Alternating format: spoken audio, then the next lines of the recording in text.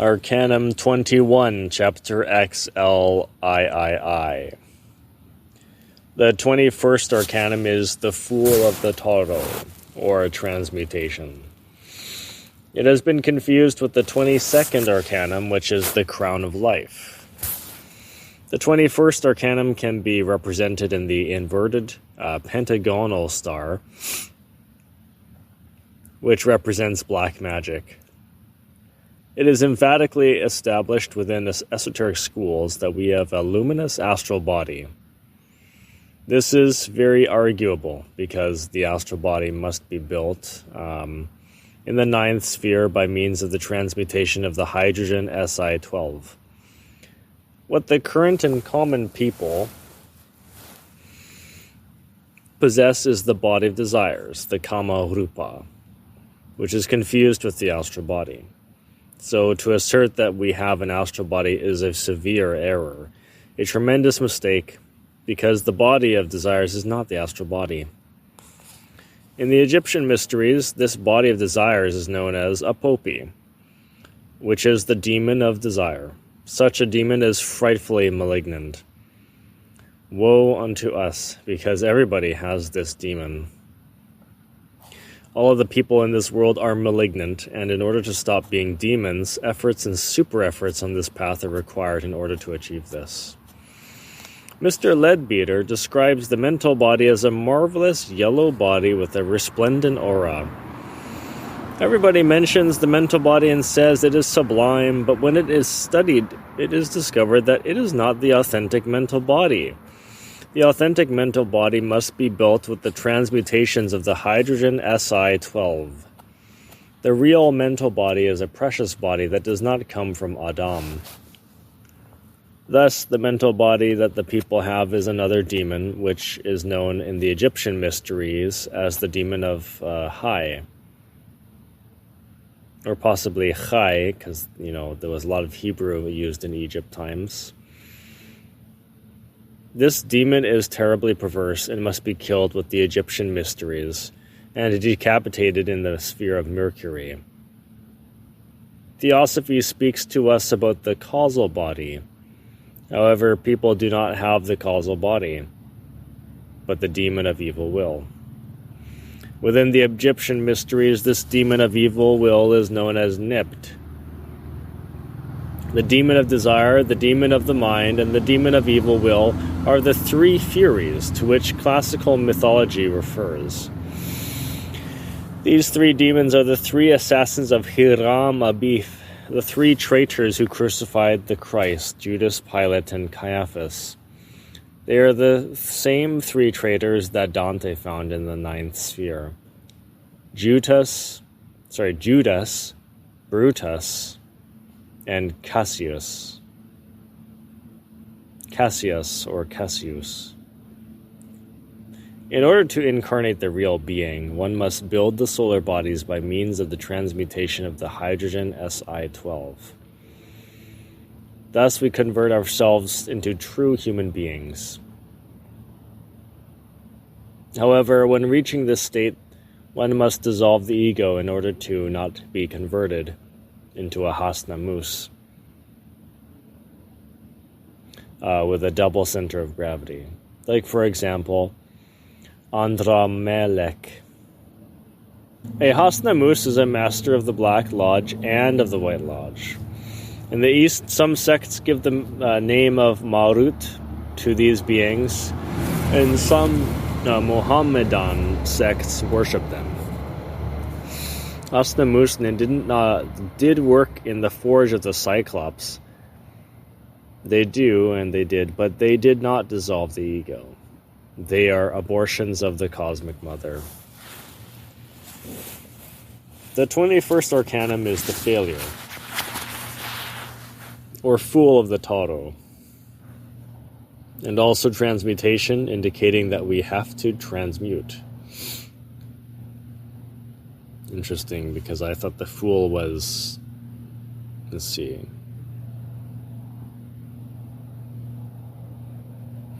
I thought the Fool was the first or the 0 card. Whosoever works for realization of the self risks committing insanities. Therefore, one must work with the three factors for the revolution of the consciousness: to die, to be born, to sacrifice for humanity. The dissolution of the ego is necessary because the ego is nothing but an addiction of tenebrous entities.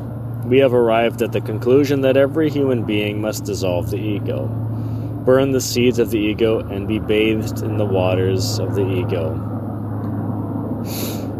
Or rather, bathed in the waters of Lethe, in order to be finished with the memories of the past. Then, after the confirmation in the light, one is welcomed into the White Brotherhood. There one signs papers and is warned that one must be careful.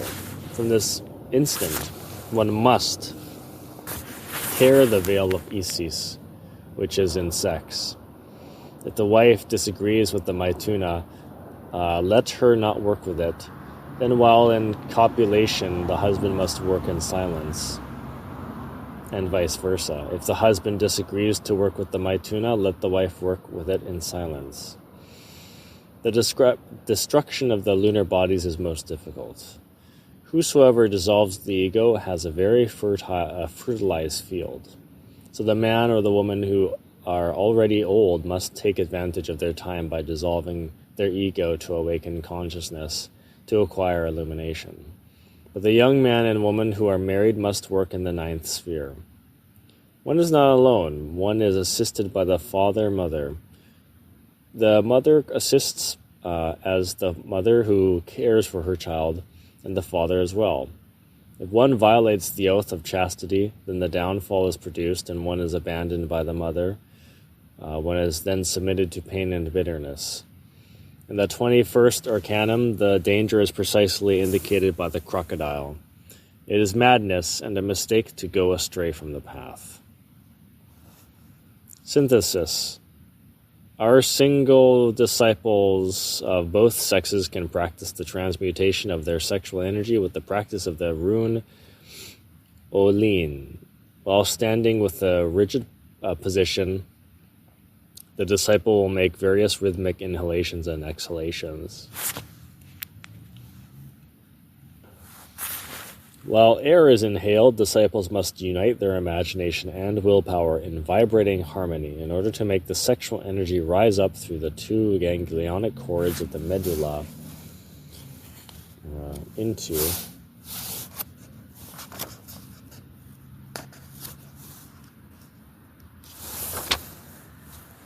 into the brain, mid-brow, neck, and heart.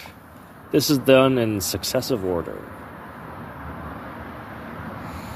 Afterwards, the disciples exhale the air by firmly imagining that the sexual energy is established within their heart. While exhaling the air, disciples will vocalize the mantra Thorn as follows. Thorn.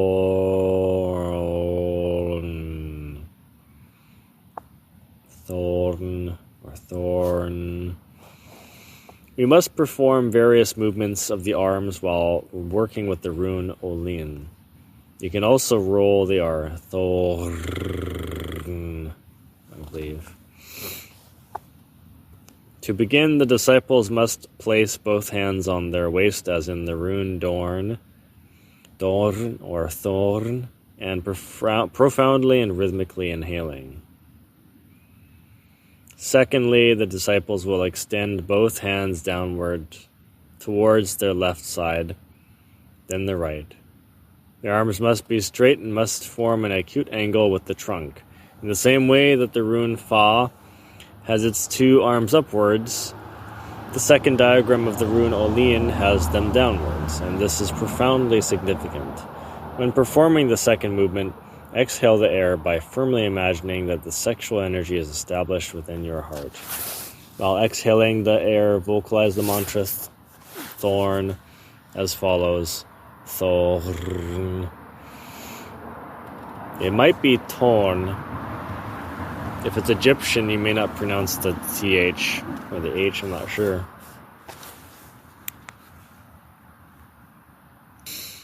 Place both hands on the waist and repeat the exercise.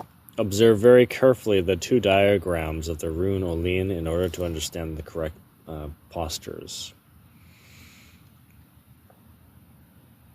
In the diagram, he's got hands on his hips, and then he has both hands out for the other position.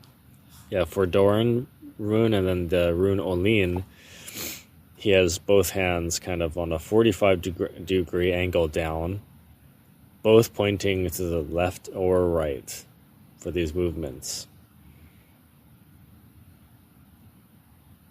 His arms are straight for that one. His arms are, well, he had his hands on his hips for the other move, so they'd be bent for that one.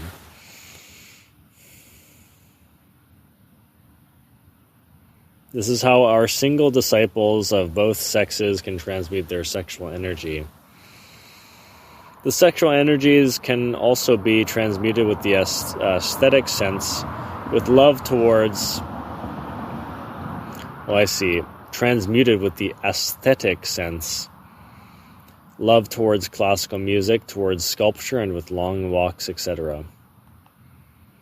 Interesting, I didn't know that you could use aesthetic beauty for this sort of thing. Single disciples who do not want to have any sexual problems must be absolutely pure in thoughts, words, and actions. Yeah, this actually helps a lot, because what you'll notice is when you're working toward chastity, the more you think about things that stimulate or entertain lust or provoke lust, the harder your Divine Mother will ordeal you or challenge you with ordeals. She will send you ordeals more frequently, more intensely, and they will reflect the exact things you've been seeing or thinking about. It's tailored toward you. The more you do it, the harder she'll make it for you, right? So that's why it's important to be very pure. And if really you can go very long periods without having these ordeals, as long as you don't have a routine of entertaining infrasexual thoughts and ideas and habits.